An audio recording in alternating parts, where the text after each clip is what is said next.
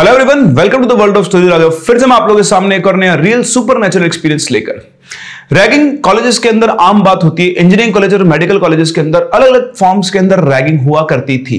अब तो बहुत स्ट्रिक्ट मेजर्स हो गए, इसलिए रैगिंग थोड़ी कम हो गई है, लेकिन अब भी रैगिंग कई कॉलेजेस के अंदर होती है। हमारा आज का जो इंसिडेंट है वो भी जुड़ा हुआ है रैगिंग से। यह है 2009 की बात और ये हिमाचल प्रदेश की बात है। वहां के कॉलेज का ये इंसिडेंट है। ऑल्दो प्राइवेसी इश्यूज की वजह से मैं कॉलेज का नाम शेयर नहीं कर सकता हूं, लेकिन जिसके साथ ये इंसिडेंट हुआ था उसके बहुत क्लोज फ्रेंड, जिसको उसने सारा इंसिडेंट नरेट भी किया था, उसी सेम फ्रेंड के एक और कॉलेज फ्रेंड के थ्रू हमारे पास ये स्टोरी पहुंची है।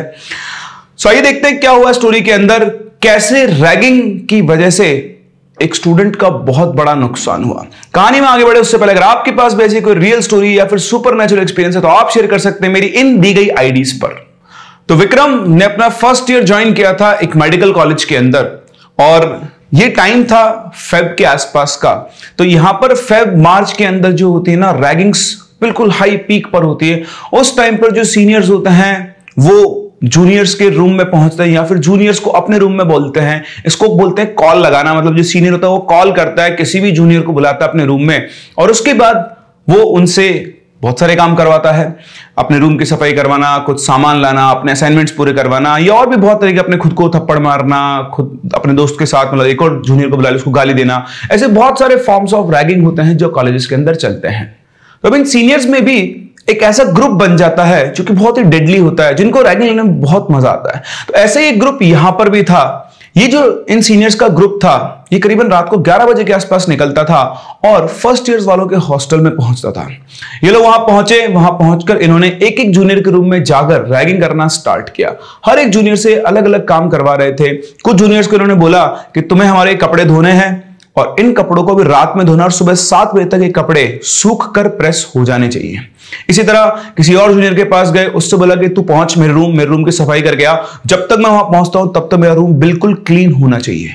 अच्छा, ये जो चारों रैगिंग लेने पहुंचते थे ये पहुंचते थे हेवीली ड्रंक स्टेट के तक, बढ़िया से अपना पूरा माहौल बनाकर ये पहुंचा करते थे और जूनियर से अलग अलग काम करवाया करते थे। तो ऐसे ही ये पहले रूम बाय रूम पहुंचे। फिर इन लोगों के दिमाग में एक आइडिया आया। इन्होंने सारे जूनियर्स को एक जगह पर इकट्ठा किया, एक छोटा सा असेंबली टाइप जो हॉल होता है उसके अंदर, और फिर इन्होंने इनके साथ एक गेम खेलना शुरू किया। इन्होंने सारे जूनियर्स को इकट्ठा किया और इकट्ठा करके उनसे मतलब पहले ही उन्होंने उनसे बोल दिया कि उनको जो अपना अपर शर्ट और जो अंदर बनियान है वो सब उतार के अपने रूम पे आना है। तो उनका हाफ पार्ट नेकेड था और बाकी उनको बॉक्सर्स के अंदर आना था। जब सब जूनियर्स इकट्ठा हो गए तो उन्होंने सारे जूनियर्स को एक टास्क दिया कि सबके सब अपने बॉक्सर्स भी उतार दो और यहां बीच में गिरा दो। तो इस तरह से घेरा बन चुका था जूनियर्स का। जितने भी जूनियर्स वहां पर थे करीबन 20-25 जूनियर्स को उन्होंने इकट्ठा कर लिया था और उसके बाद वहां पर एक बॉक्सर्स का ढेर लगा हुआ था। फिर एक सीनियर ने एक लाठी उठाई, उन सब बॉक्सर्स को उल्टा नीचे किया और फिर स्टॉपर लगाया और बोला 1 मिनट के अंदर अंदर सबको अपने कपड़े पहनने। अब जैसे ही हुआ तो पूरी की पूरी भीड़ उन बॉक्सर्स के ऊपर कूद गई और जिसको जिसका बॉक्सर मिला, किसी को पहचान नहीं कौन सा बॉक्सर किसका है, सबने उल्टे सीधे बॉक्सर्स पहने और उसके बाद वहां पर जाकर खड़े हो गए। अब इस आपाधापी में, इस भागदौड़ के अंदर एक स्टूडेंट अपना बॉक्सर नहीं पहन पाया। तो वो स्टूडेंट जो खड़ा था वही आज उनका विक्टिम था। उसका नाम था विक्रम। वो सीनियर्स सीधे उसके पास पहुंचे। पहले तो उसका बहुत मजाक उड़ा क्योंकि वही एक अकेला था जो बिना कपड़ों के वहां पर खड़ा हुआ था। सभी जूनियर सीनियर्स के ऊपर हल्का हल्का हंस रहे थे। सीनियर्स तो धाड़ धाड़ के हंस रहे थे, जूनियर्स भी मुंह दबा के हंसी रहे थे। तो सीनियर्स के पास पहुंचे और बोले बेटा आज तो फंस गया, अब तुझे इस हॉस्टल का सबसे खतरनाक काम करना है।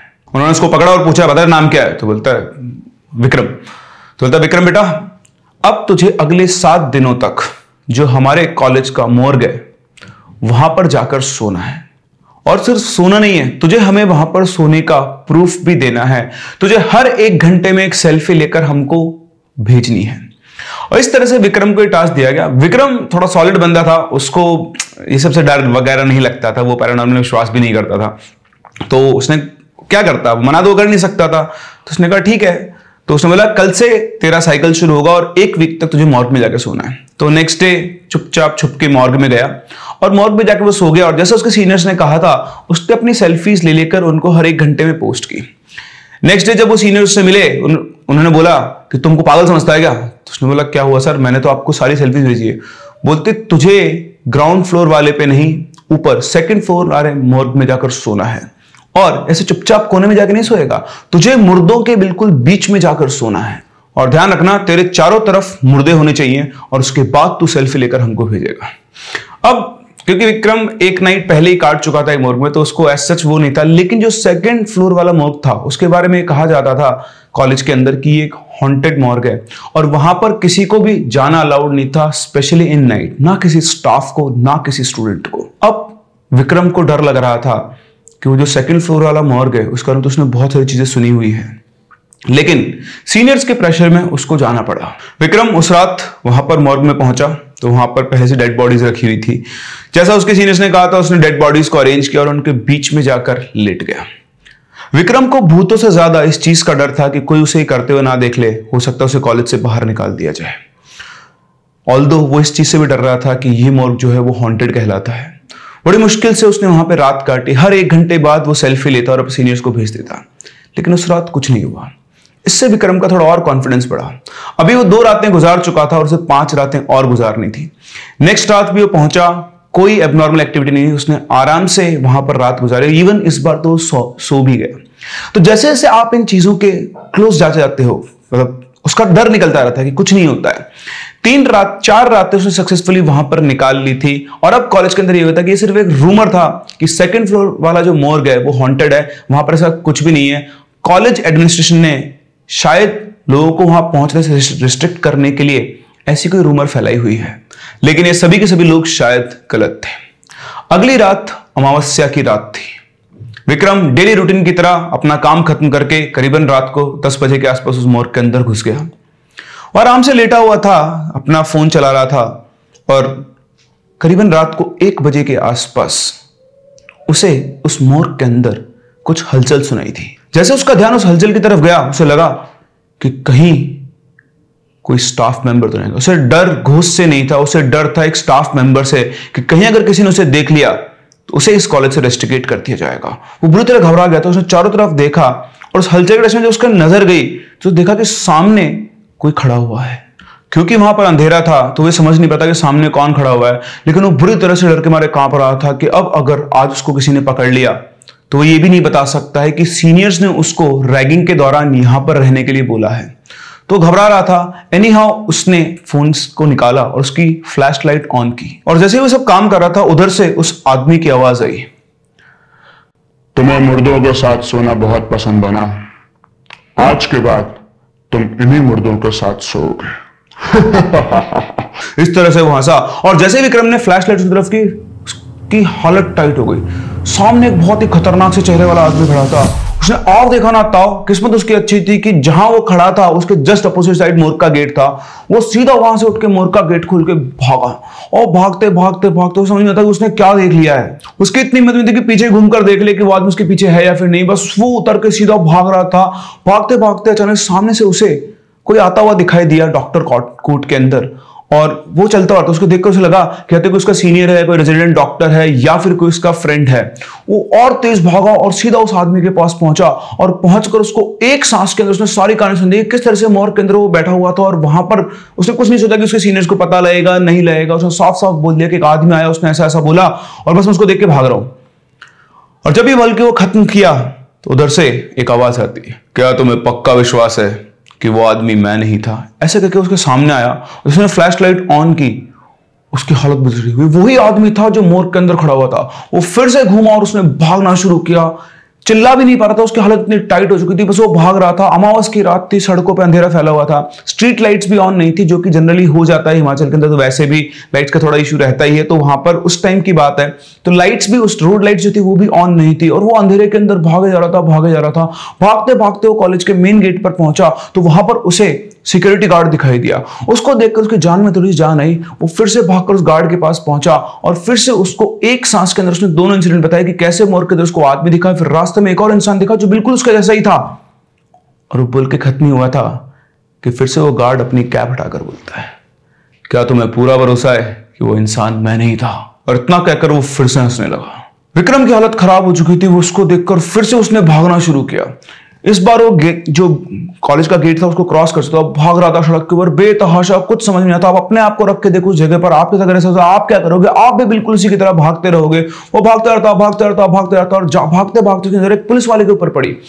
अंधेरा था लेकिन उसको देखकर, उसने कैप लगाई हुई थी, साइड में उसकी गन लटकी हुई थी, तो उसको देखकर अंदाजा उसे लग गया था कि कोई ना कोई पुलिस वाला, उसको लगा ये उसे बचा लेगा। उसके पास पहुंचकर उसने भी उसको सारी कहानी सुनाई, लेकिन फिर से वही ढाक के 3 पात। मतलब इस बार भी जैसे उसने स्टोरी खत्म की, इस बार उसको सिर्फ वो हंसी सुनाई दी। और जैसे उसने अपनी फ्लैशलाइट उठा के देखा तो फिर से ये वही इंसान था। एक इंसान इतने से इंटरव्यूज को 4 अलग अलग फॉर्म्स के अंदर दिख रहा था। वो वहां से फिर से भागकर वो एक स्पॉट पर पहुंचा, अपना फोन निकाला, अपने दोस्त को फोन किया और उसे सारा इंसिडेंट बताया कि ऐसा ऐसा उसके साथ हो रहा है, जल्दी से मुझे यहां पर बचाने आ जाओ वरना मुझे नहीं पता मेरे साथ क्या होने वाला है। उसने उनको लोकेशन भी दी कि मैं यहां पे खड़ा हुआ हूं, तुम जितना जल्दी हो सकता है आ जाओ। वो जो उसका फ्रेंड था वो उठा अपने फर्स्ट ईयर के 4-5 दोस्तों को, उसने उठाया, उसने बताया कि उसके साथ ऐसा हुआ है। ये सब लोग वहां पर पहुंचे, लेकिन जब तक ये लोग वहां पर पहुंचे शायद वो जो आदमी था वो अपना काम कर चुका था। उन दोस्तों को सड़क के ऊपर विक्रम की डेड बॉडी मिलती है। पूरे कॉलेज के अंदर ये खबर आग की तरह फैल गई और इसी के साथ साथ पूरा का पूरा कॉलेज, सारे कॉलेज प्रशासन को पता लगा, सब लोग वहां पहुंचे, पुलिस आई, सब कुछ हुआ। और बाद में इस केस को, मतलब जो विक्रम की डेथ हुई उसको यह कहकर डिस्कार्ड किया गया कि ये ड्रग की ओवरडोज की वजह से इसकी डेथ हुई है। रैगिंग का इसमें कहीं पर भी नाम नहीं था। और इस तरह से कुछ लोगों के एंटरटेनमेंट के लिए, रैगिंग के एंटरटेनमेंट की वजह से एक इंसान को अपनी जान से हाथ धोनी पड़ी। उसको एक ऐसा काम दिया गया जो दूसरों के लिए फन था, उसे एक मुर्दाघर के अंदर सोने का काम दिया गया और वहां पर उसका सामना हुआ एक पैरानॉर्मल एंटिटी से, और वो भी अमावस्या की रात को। कि आप लोगों को भी लगता है कि अमावस्या की रात होने की वजह से उस टाइम पर इन एंटिटीज का जोर ज्यादा पावरफुल था और इसलिए विक्रम को वो एंटिटी दिखाई दी, या फिर विक्रम इतने दिनों से वहां पर जा रहा था और नोइंगली और अननोइंगली वो उस एंटिटी को मैनिफेस्ट कर रहा था। क्या सोचना है आपका, मुझे कमेंट सेक्शन में जरूर बताएं। और इसी के साथ साथ अगर कुछ डॉक्टर्स हमसे जुड़े हुए हैं और उनके पास भी ऐसा कोई एक्सपीरियंस है मौत को लेकर, तो वह आप मुझसे शेयर कर सकते हैं मेरी आईडीज के ऊपर। हम लोग मिलते हैं अपने अगली स्टोरी में, तब तक के लिए keep loving and keep listening.